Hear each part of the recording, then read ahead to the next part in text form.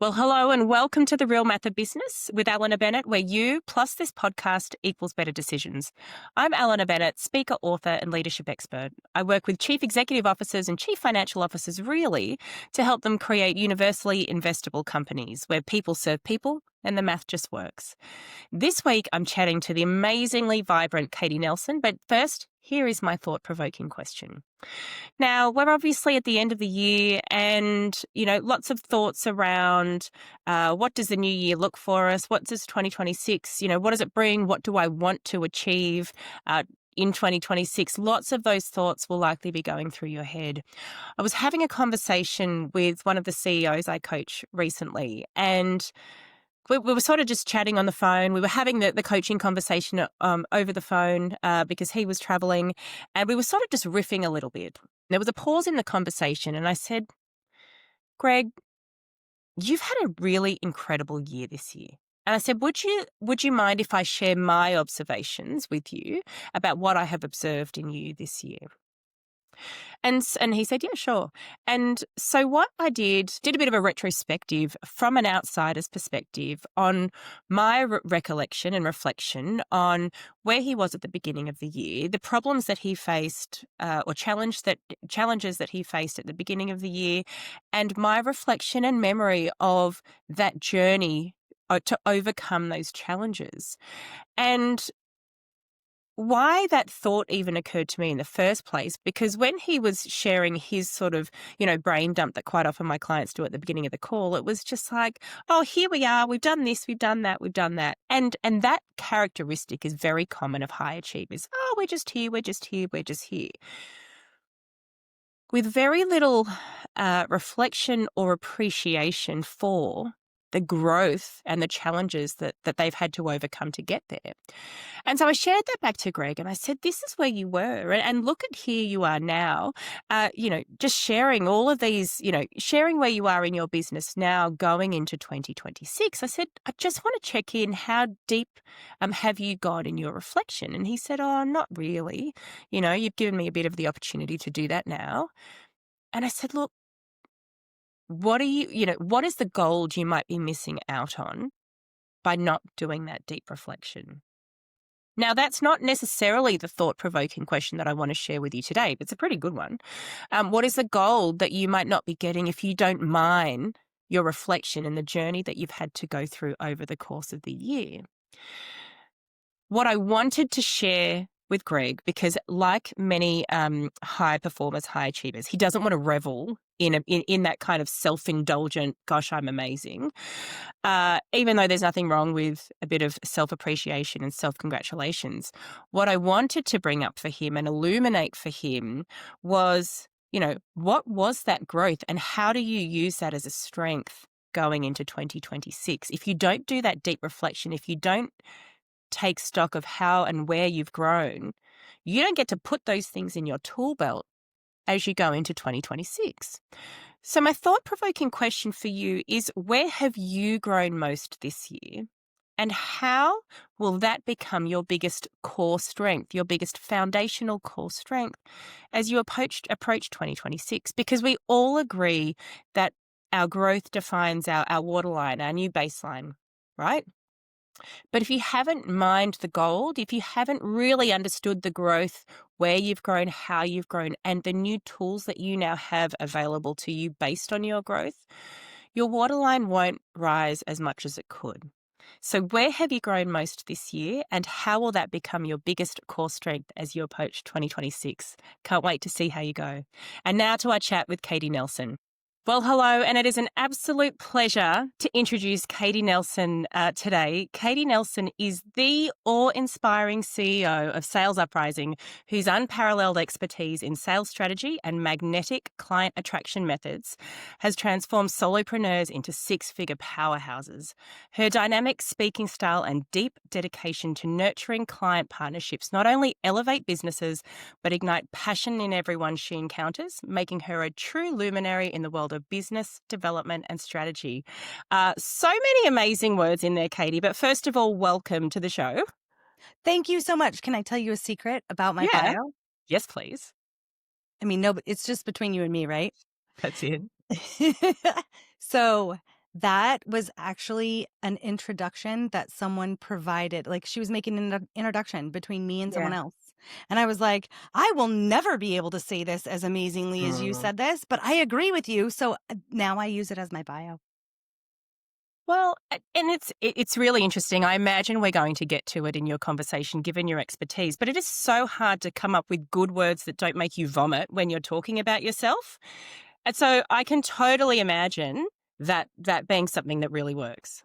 And it was just so lovely, right? So it's all the things you would say about yourself if you were that gregarious about yourself. I mean, it was just so delightful. Mm. So shout out to Nikki Green. Thank you so much, girl. That was awesome. Now you're going to be heard all over the world. Love your work, Nikki.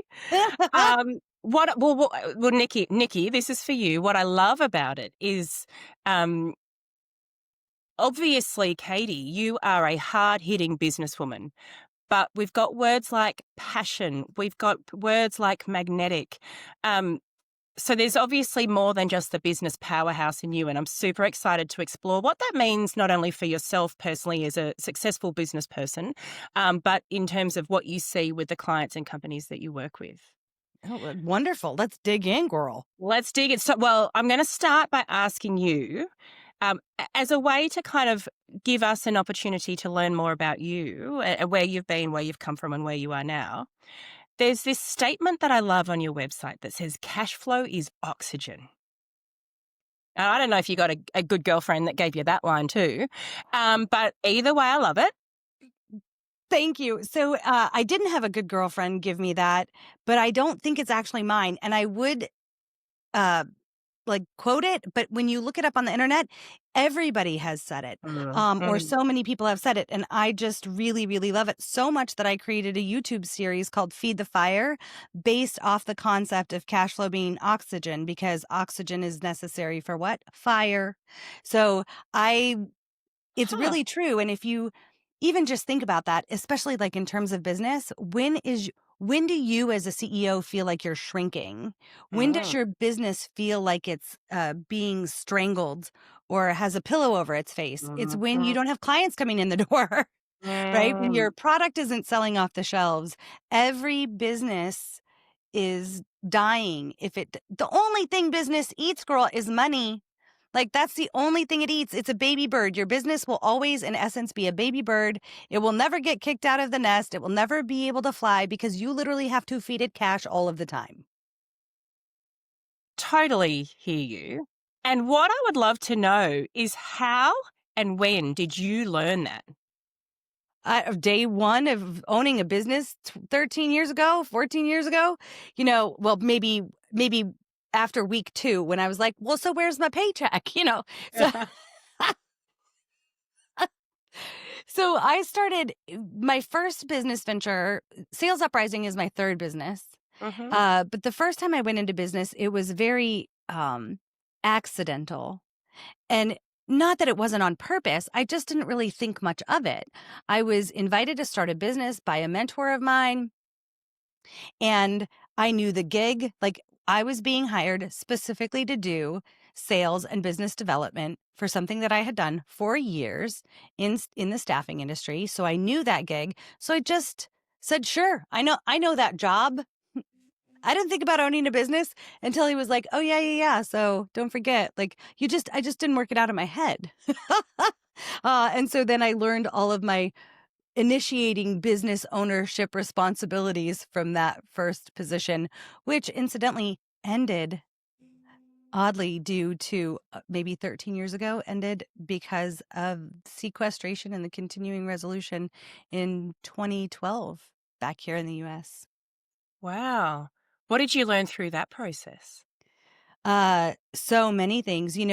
We were a true startup. We had started up, we ramped up to six figures. We were healthy in terms of all of that. And even the best laid plans can go wrong. Like, there are things, oh, people listening to this podcast, don't hate me. I'm just going to tell you the truth. There are things that we don't have any control over. Entrepreneurs hate that. We don't like that life. Mm. That's not what we're about. No control. But there just are, you know, We learned it all. Everybody who owns a business got to learn that again in 2020, right? Yeah, we sure did. So I learned a lot, and I dusted myself off, got another business partner, did the same thing, and generated a run rate of $6 million in under 3 years. So Yeah, wow. Congratulations. thank you. So in that experience, like what is it about your character that allows you to be able to move through that very early experience, which must have been, not only the big, like, holy shit, the salary's not going to come into the paycheck. I've got to actually do something to then go through that experience and then go, you know what? I'm not going to let that define me and I'm going to go start again. And obviously that was very, very successful. What Yes. attribute or what did you draw on of yourself to do that? I think every entrepreneur has a little bit of rebel in them. Like, I'll show you, whoever you is, like undefined you, I'll show you. uh, Mm.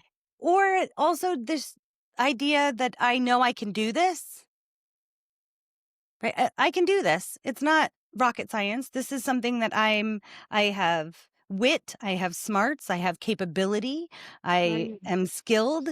This is something that that can be in my wheelhouse. I also think that I mean, if you can put the emphasis on the right syllable, in that instance, there wasn't, I can't do anything about that circumstance other Yeah. than vote again in the next election, right? So, and even then, not even then. So, if you can say, if I can look at just the Mm. data wise, this was a go. I tell my clients that a lot, that your data is almost your savior, right? When you're Mm. having a crap day and you feel horrible, there's going to be something in your numbers that can educate you for your next move. You don't have to feel powerless. You get to feel powerful because you have information. Now, I work with startup businesses, right? So they've sold their first 30K and think that they don't know where to go. And I say, well, you've sold 30K. You do know where to go. Your books tell you that this works in this space with this person. They purchased this much from you. That gives you insight to your direction. Go that way. And they Right. probably and I'm guessing, tell me if I'm wrong, Katie, but I'm guessing they're going, "But it's just 30K. I want 3,000,000. Like, I want way more zeros. What does that tell me?" But great. Keep moving forward and we'll discuss it in another 6 months. Yeah. How much, like, how long did you think it took to move a big rock? Mm. Like, think about a rock that's bigger than you, right? How long is it going to take you to figure out how to move that? How do you get that out of your way? How do you overcome that thing? Well, you keep doing what works and you stop doing what doesn't work. At 30K, you barely know what works. So keep moving forward, see if more data collected points you in that direction or points you in a different direction. And if you want to go from 30K to 3 million, fantastic. Go for it. That's what I'm going to tell you. There's nothing stopping you except for you. Mm. Your time would be better spent on the phone prospecting or talking to a client or trying to get them to say yes to you than it would be to complaining to me about how you're at 30K but you want to be at 3 million next month. Mm. Yeah, 100%. I wanna come back to what you said, your data is your savior. I don't know why this thought entered my mind when you said that, but the question that popped into my head is, does data ever lie to you? Mm, doesn't it though? Right? Let's take the path of a salesperson. As a salesperson, now you guys, I've been in sales. I've been in sales for 30 years. I was a boots on the ground salesperson. I know all the sales lies. Look at, but I don't know why I don't have any deals coming in. Look at how full my calendar is with meetings. Mm. Now, so is it the number of meetings we're having that's the data that we should be looking at? Or is it what happened in those meetings? Are those all the same kinds of meetings?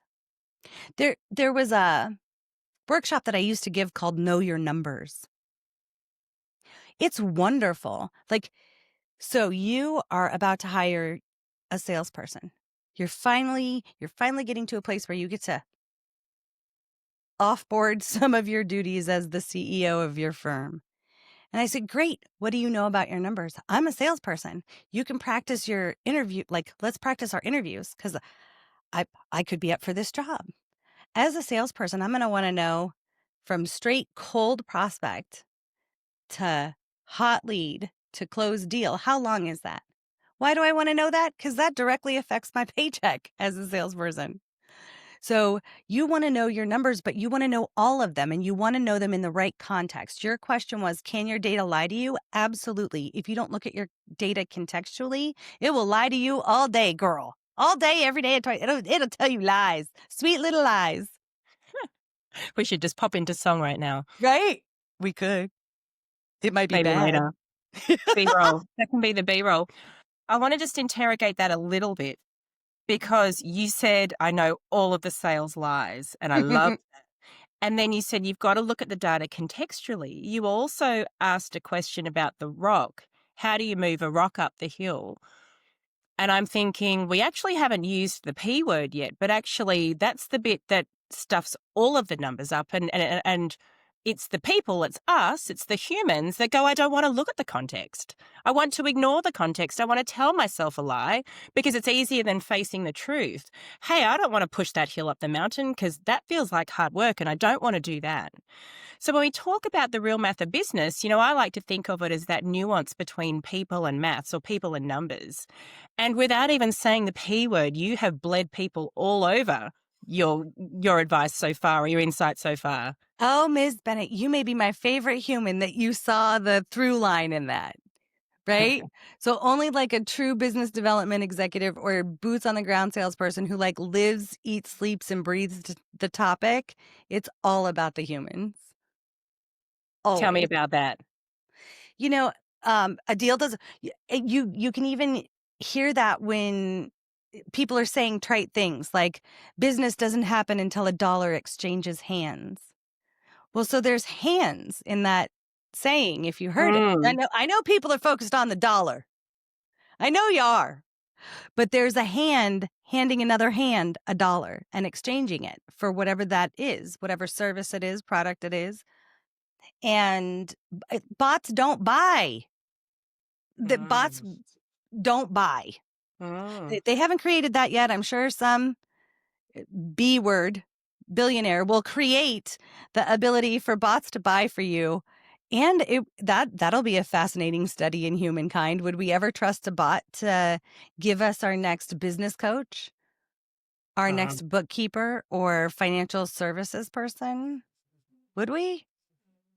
Or when you're looking at getting into a relationship about your finances, your business, your marriage, your career, isn't it because of someone you know, like, and trust? You believe that the person in front of you can get you, maybe they can be another pair of helping hands to help get that big rock up the hill? It's so So interesting that you've talked about bots already, because obviously we're absolutely overrun by, the ideas of generative AI and all the rest of it. And of course, actually, one of the current limitations of generative AI is you get to tweak it and you got kind of get to form the personality of the generative AI bot that's talking to you. So I could imagine that if I wanted to, I could actually feed it with context and information that allows me to go, meh, meh, meh, chat GPT, my numbers aren't working. And I could probably groom that bot to go, oh, Alena, I'm sorry. You're doing such a good job. Yes, those numbers can't be right. Like the whole AI and that bot and sounds so scary to me. Please continue. well, I mean, this is currently Yep. that's the reality, right? Because when, that's one of the flaws for, I guess, more immature people that are using generative AI, which is pretty much everyone at the moment, because it is still relatively new for the layperson. So you groom your bot to go, these are the types of these are the types of things that are important to me. And obviously it learns every time you use it, it learns more about you, the types of things that you want. Every time you go, thanks, chat, that's awesome advice. It goes, great. I'm going to give Elena more of that. Yeah. Right. I mean, I've seen She. Isn't that what the movie was called?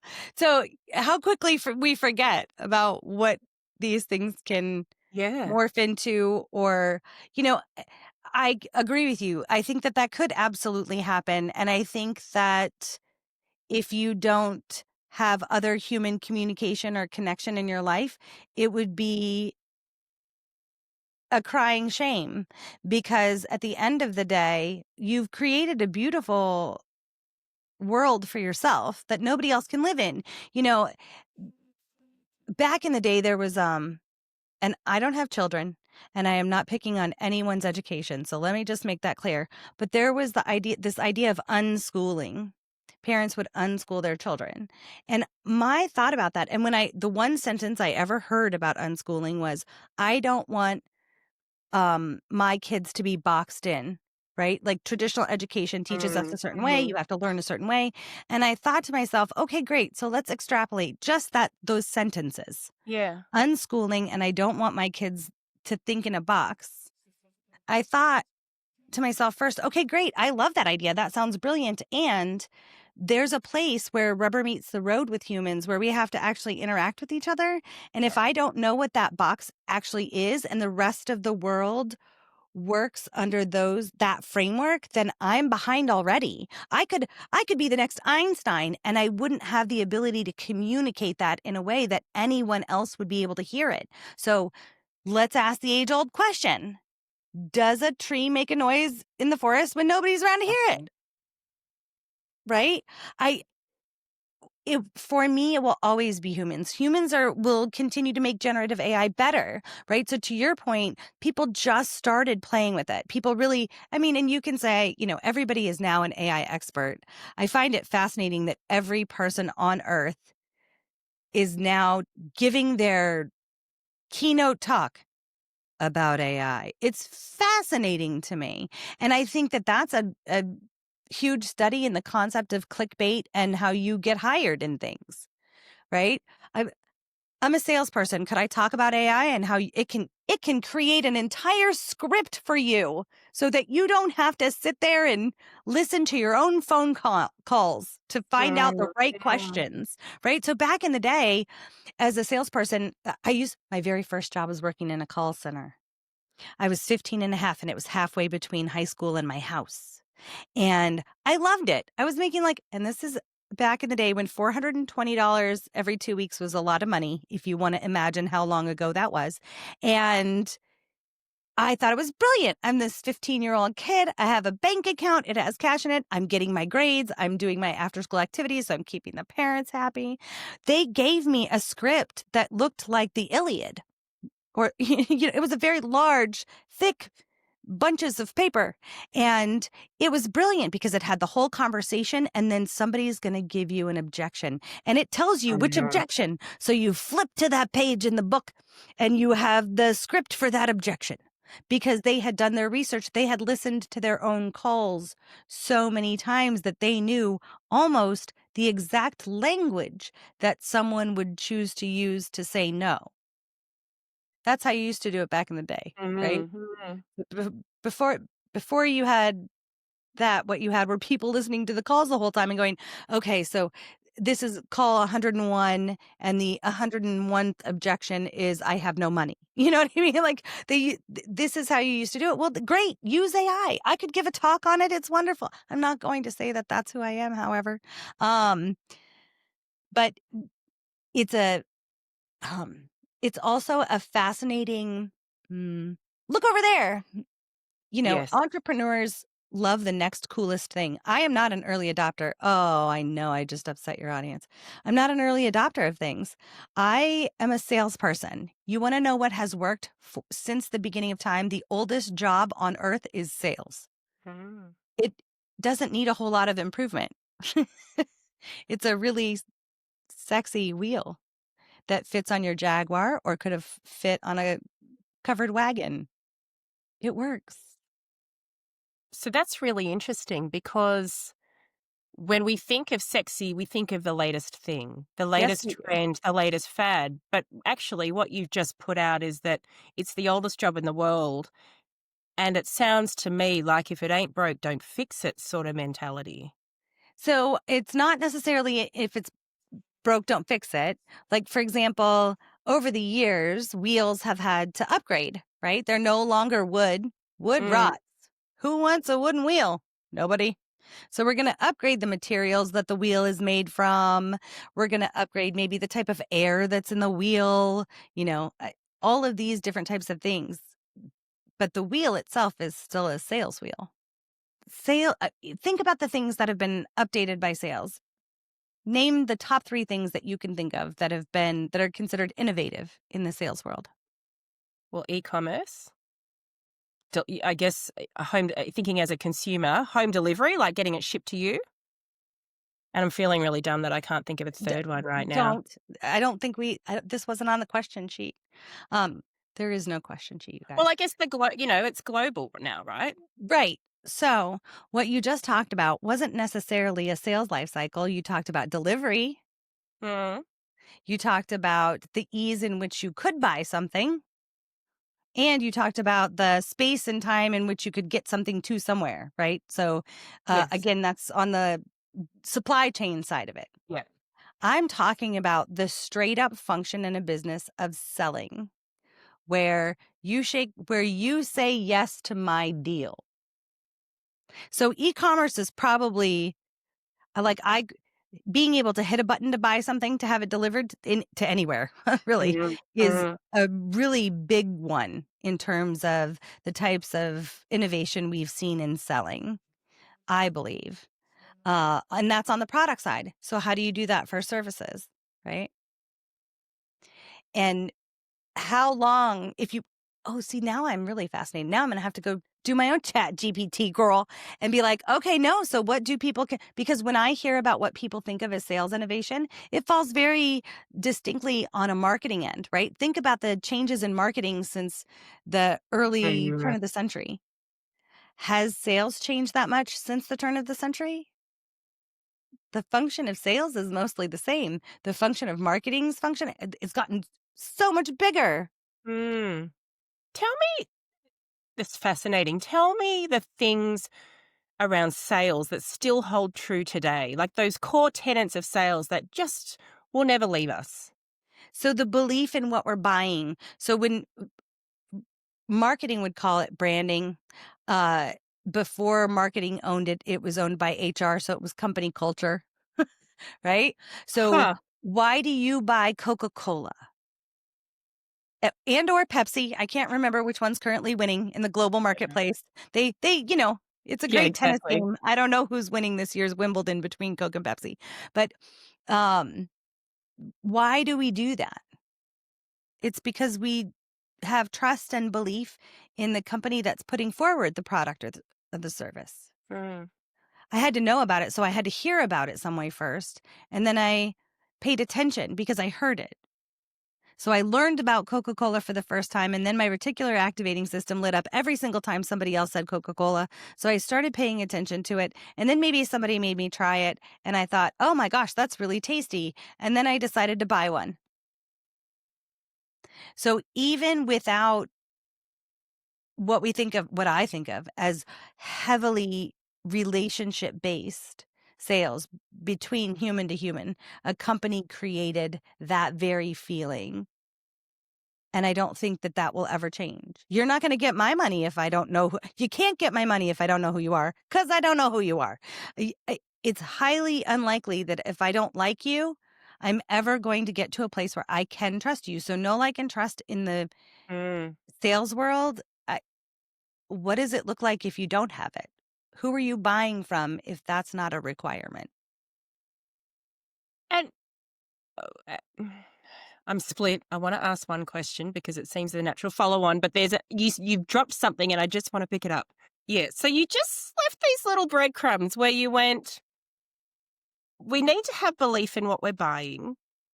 And it used to be marketing, and then it used to be HR, and we called it culture. Can you just tell me a little bit more about that? Because I think that's fascinating. Well, what was it, 20 years ago, maybe 30 years ago? We started talking really, really heavily about company culture. That was the predicate of social selling, right? Mm-hmm. So, Northwestern Mutual, huge financial services company that's been around for hundreds of years. They have always shown themselves to be wildly integral, right? And so you would buy that culture. You believe that the people who work there are that because the company is that way and they have a standard that they talk about. Of course, yes, here, have my money, right? I don't know that that's the case anymore because technology has made it so that every company is available for us to at least know about. If I want Mm, to, I can know mm, about it. But now I have access to no less than 9,000 Northwestern Mutual people. Do I believe that they're all the same? No, because we're all individuals. So I'm mm, going to have to find one that resonates with me.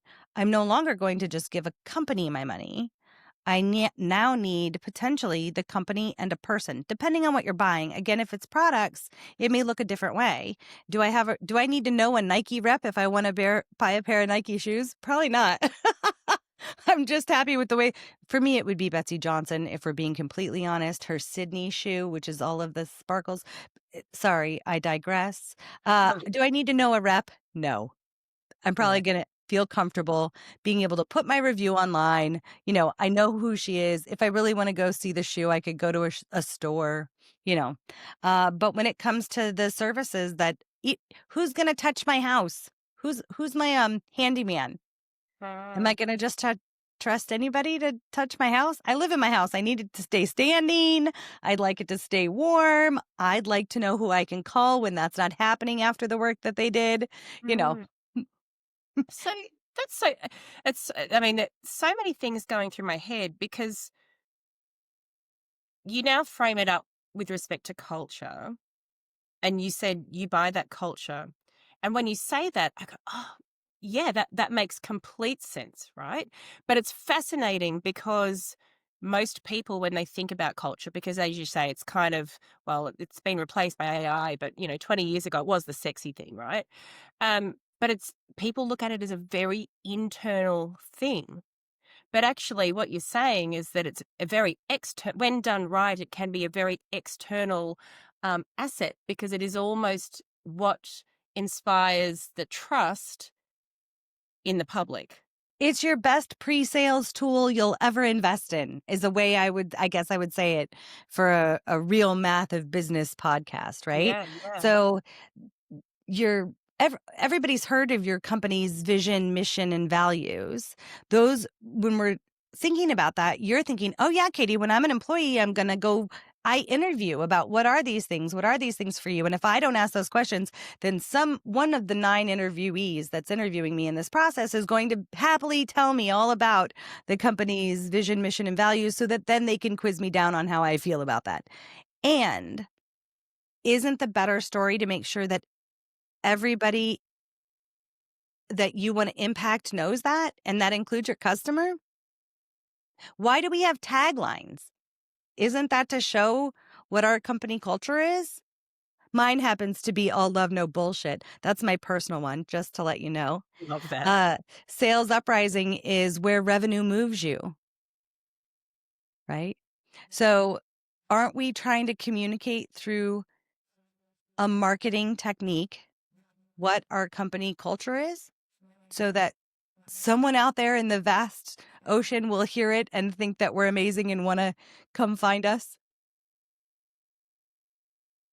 I work with a lot of chief financial officers in business. And one of the challenges that they struggle with, and to be honest with you, I have struggled with it when I was in corporate and I was sitting in the finance function. I struggled with it as well. You can feel so disconnected from all of those nice things that you just said because you're kind of beavering away in the background, yeah, doing the numbers. When you work with, the kind of top, it sounds to me like you work with quite a spectrum of clients. I do. And so if I think about your larger clients that you work with that have, are in a position to have a finance function and possibly even a CFO, how do you help them connect to that? Ah. So, you can lead a horse to water, but you can't make him drink. So I find that what we do for a living, what we become experts in is also just a personality trait of ours. Like it's an outside function of us. So I think that some of my finance people go into finance because it's numbers, it's not people. Mm, mm, Like that's the comfortable space. This is what they know. This is the language that they speak. And God, how sexy is being able to speak money and numbers. Like, let's just be clear. You know, you wish you could, people. Like, it's a sexy language. So for some, I think it's a choice, right? I'm not mm, interested. This is the part that I'm good at. This is how I can support the company. And this is what I'm great at. So just get out of my way and don't let me do that. But mm, what I what I would give them is one, you're a CFO, which means you actually have a downline. So if we're taking a look at an org chart, a CFO actually has employees that work for them. Oh my gosh, humans. There's that H word again. Oh no, the P word, right? Oh, so that's going to be challenging. If the only reason why you're doing finance is because you love the numbers, don't become a CFO. It's the Oof. same exact concept as if you are a baker. There's a book that I teach out over that I talk about a lot called The E-Myth or The E-Myth Revisited. And it talks about how if you are a baker and your passion and your expertise is in baking, do you open a bakery? We would put forward no. Because as soon as you open a bakery, you are now a business owner. You are not a baker. So if what you love is the science of how flour and water can meet and create a glutinous something that turns into a pizza crust or whatever, you're not looking at understanding a point of sale system, or maybe don't understand what kind of display you need to make sure that your pastry stays the right temperature, or what Mm, that looks like to your client in such a pleasing way that they say, oh, I want that ganache even though I'm on a diet. Like now you have to think about so many other things that are not baking. If baking is your passion and that's what you want to do with your life, go be in a go be in a 5-star Michelin starred restaurant mm. as their pastry chef, where all you're asked to do all day is bake. If you don't like humans, don't become a business owner. If you don't like humans, don't put yourself in a place to be a leader in a corporation. Because the C-suite's job, while yes, is reviewing reports, they don't put those reports together. Other people do. It's the people. So you said you work with startups, and I'm guessing that through the work that you do, you help businesses scale Yes. very successfully. So you must need to take people through that journey and through that realization of just because you get bigger doesn't mean you naturally need to stay at the top of the pyramid, because maybe that's not why you got into business in the first place. So Can you tell me about that journey that you take your clients through? So some days it looks a lot like that. So there are two phases, right? So I have to back you up for a second. First and foremost, when you're a startup, what we help you do is grow first. There is no scaling without the function of growth first.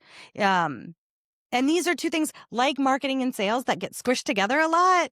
Mm, Oh, Katie, I want to scale my business. How big is your business? My business is $100,000. Okay, what are you going to scale? So think about scaling a fish.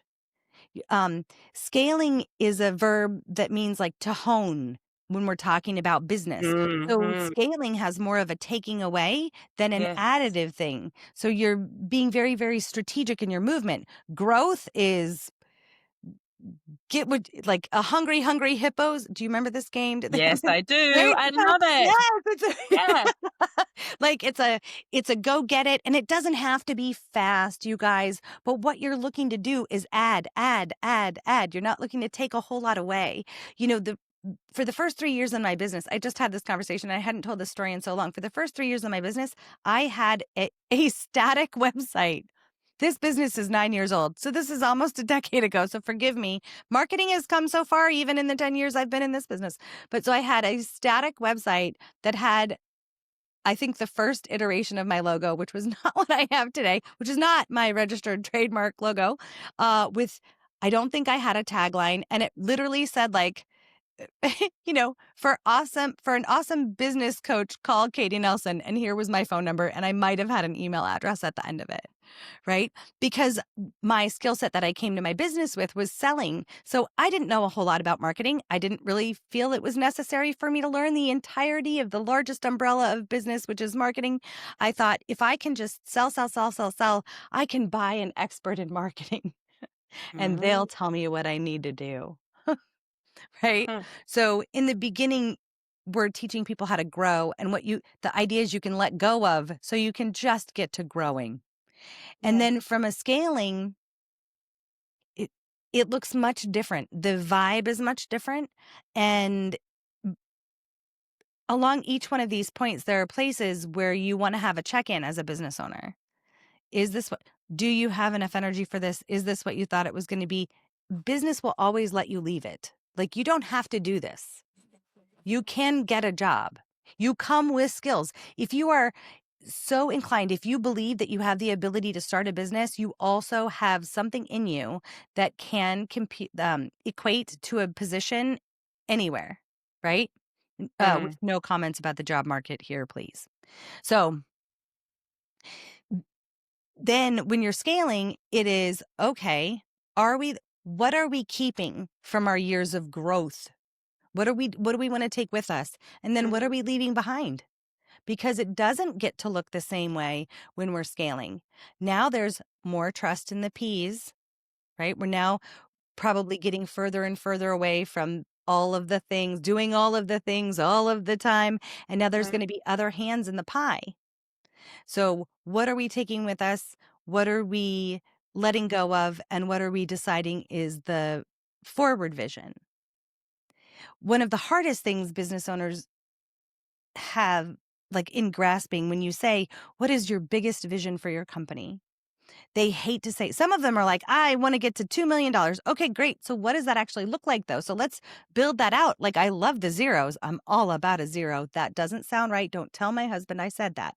What I mean is, I love revenue. Revenue is sexy. So that's no problem. But there's more to why you started a business that is probably important as you grow and scale your business.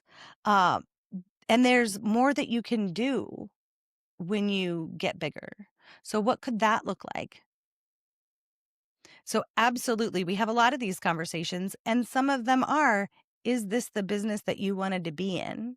And if not, where would you like to go? Because you've got options. And some people do not like being given options. They don't like, the blank sheet of paper test. That terrifies so many people. And yet, so many of them decide to go into business for themselves. Isn't that fascinating? You know what? I'm going to go ahead and birth something that nobody has ever seen. And I'm the only one who has the keys to the kingdom. And I hate a blank page. Well, honey, like, what did you think part of this was? You can chat GPT it. You can buy a book that will tell you exactly how to start a business. Hold on. I have one. Hold on. Great book. Pay Hmm. attention. Yep. He'll make sure that your zeros are important. He'll tell you all about it. Profit First is a great book. You here's a Bible for how you can make sure you start your business. But what are you doing that for? If you don't like not knowing the answers, don't be a business owner because it's not innate. And MBAs, Masters of Business Administration, don't teach you how to be a business owner. They teach you how to do the business administration. It is actually in the Mm. title, Masters of Business Administration. That's what it tells you to do. And of course, now there's amazing schools of entrepreneurship, right? I live here in the United States Capitol, just down the road, and Georgetown has a fantastic school of entrepreneurship. But that's a Can brand new field. it is, and I'd love to know from your perspective. You've chosen to work with entrepreneurs, solopreneurs, and help them grow, and then make the decisions to scale. Was there any part of you that thought, "Oh, maybe maybe I'd serve the corporate market"? What was your I'm curious about your thinking around choosing to stick with that entrepreneurial market. Well, there's always outliers, right? So it's funny you mentioned that. I'm actually going to do a corporate sales training later next month. But for the most part, the reason why I chose this route, um, the sales training market is very crowded with a bunch of people that don't look like me, don't talk like me, and I'm not really interested in their shtick. Mm. For me, salespeople are entrepreneurs. So, because of where I come from and the lens that I look through, if you actually take a look at business as a whole and you took apart all of the functions of business outside of the C suite, there's really only one other function that at the nucleus of it is could be considered a business owner. Salespeople are, especially if you're a commission only salesperson, Mm. if you Yep. have any part of a commission plan, if you literally have to pay for your seat to work for the pleasure of working in a company so that you can make a living, you're a business owner.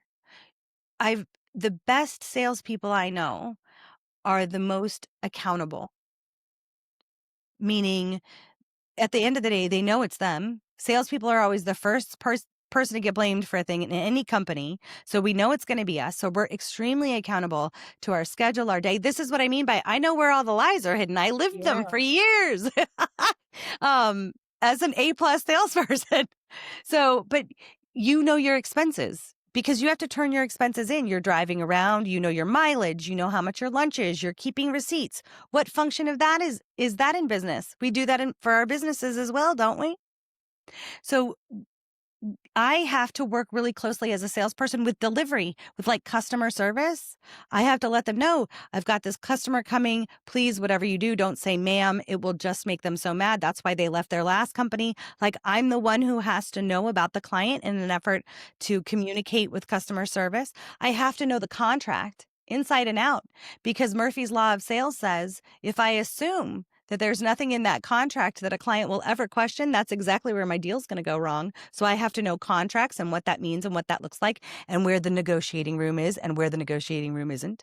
I need to know my profit margin because maybe my commission plan is only based on the profit of a deal, which means I actually have to know the cost of the deal as well. I have to know marketing because I have to communicate with marketing. Here, this is what it is. And then poor marketing has to go make that pretty. Right? So a salesperson is an entrepreneur. I I identify that way. And so I think that's probably partially why I work with them, in addition to Mm. the fact that both my parents that I grew up with own their own businesses. But the further I go along in this journey, it could be so easy to just hop from corporate to corporate to corporate, you know, Yeah. giving all the sales teams my brilliance. But entrepreneurs are the people who have my heart. And at the end of the day, my legacy, it's all about small business is about community all told, if that can make sense. You know, my parents worked, they owned their own businesses. They were also the most involved in their community because it was the community who was their client. And so if my parents could have successful businesses, they had more money to also invest back into that community. They weren't so focused on, oh my gosh, I need to feed my 4 kids. They could then give back. And that's what entrepreneurs and small businesses and solopreneurs do, ideally. And I love that. And I want to start to wrap this up by saying everything that you've just said rings so true for a small to medium business.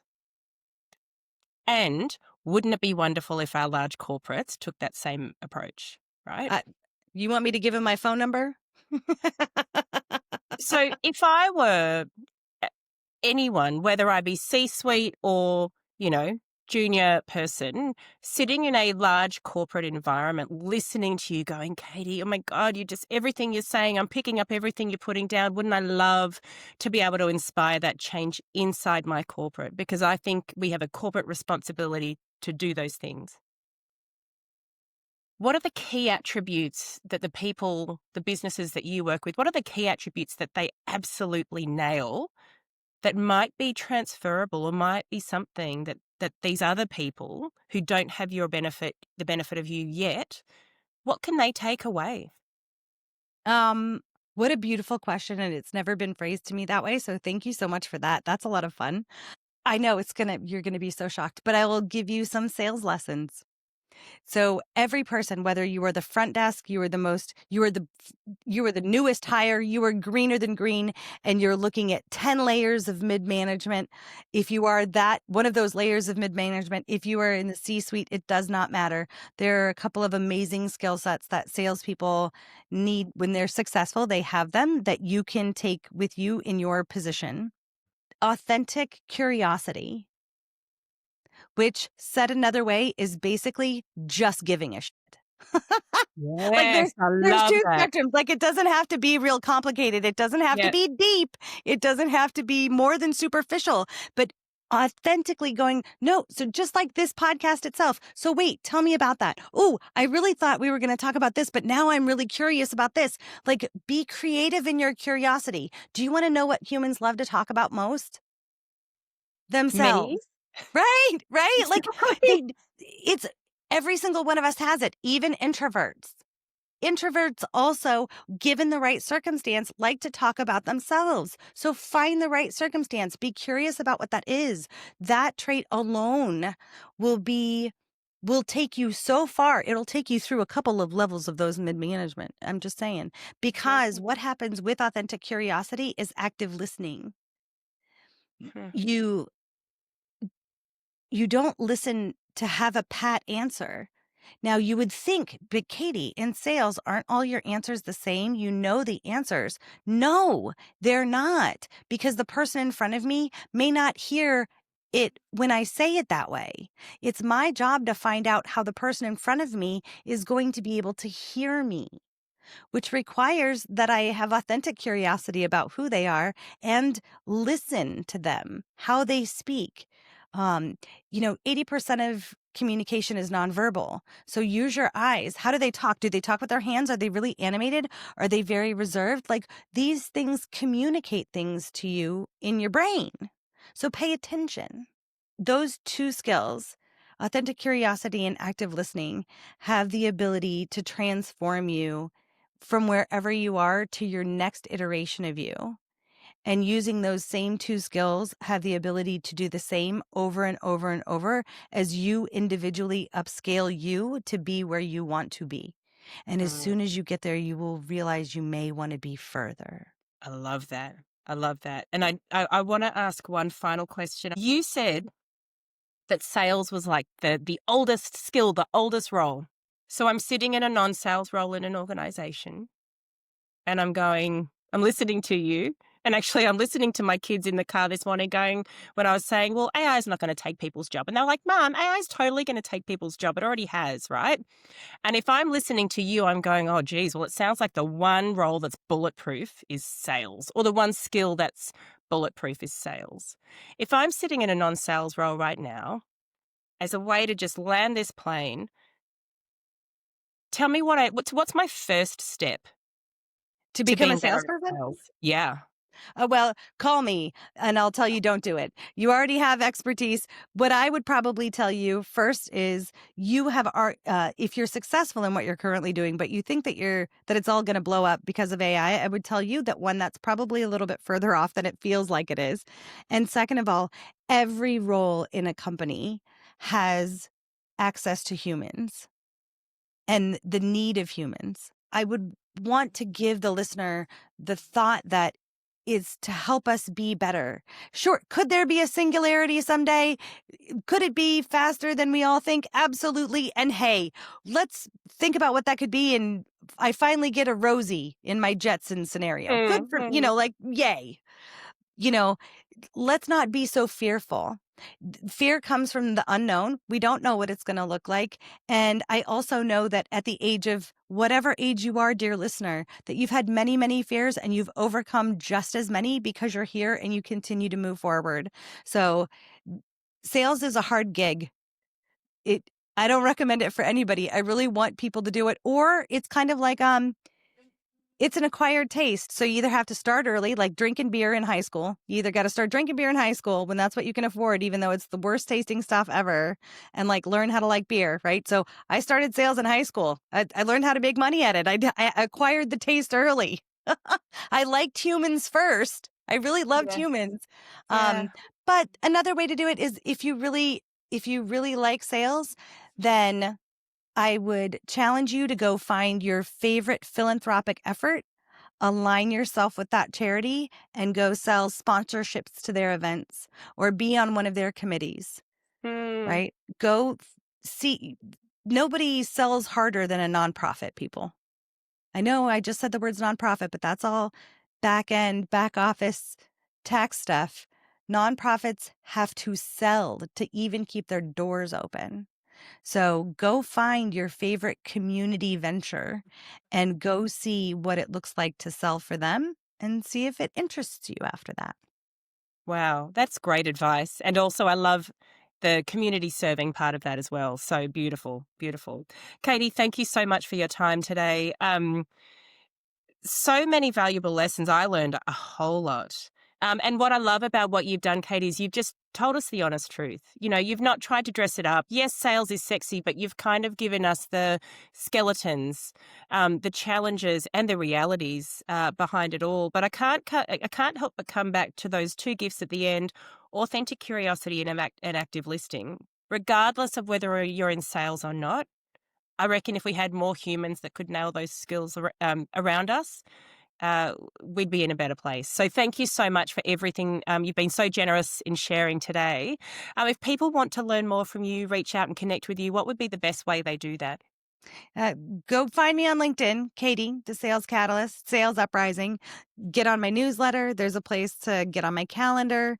I am available, if you can find a spot. I have a YouTube channel under Sales Uprising, a Facebook group under Sales Uprising. Sales Uprising's on LinkedIn. Type in Sales Uprising, see what comes up. Go on an adventure. But don't ask ChatGPT about me. I don't think I've given them enough to give you a good picture yet. Well, you've given us a beautiful picture today, a comprehensive and what I believe is a real picture today. So thank you so much. Really appreciate you. Thank you so much. It's been a pleasure to be here. And what a great chat with Katie. This leads us right into our listener question. And if you want to submit a listener question, you can now email us at realmathofbusiness@gmail.com, or you can leave a comment on YouTube or Spotify and we'll hopefully bring it into a future episode. This week's listener question for this episode is from Maggie. Hey, Maggie. Dear Alena, you have worked with large organizations and smaller businesses. What are your thoughts of the strength of both when it comes to the real math of business? Loving the show, Maggie. Look, really appreciate you listening, Maggie. Appreciate your support. You are asking quite a provocative question when it comes to trying to mind my thinking around this. In principle, both large and small organizations have a really important place when it comes to the real math of business. Both are very, very important when it comes to the state of the market and how the business market really contributes back to communities. They do serve different purposes, and both need to comply with the principles of the real math of business. Obviously, one of the things that distinguishes a smaller business from a larger business, particularly when we're talking about the top end of town, is hierarchy, is levels of hierarchy and bureaucracy that quite often get in the way and dilute the good stuff. So I think what can be challenging is the real math of business in terms of its potency is its simplicity. What happens when a business grows and gets so large? Simplicity turns into complexity just given the very structure of the business.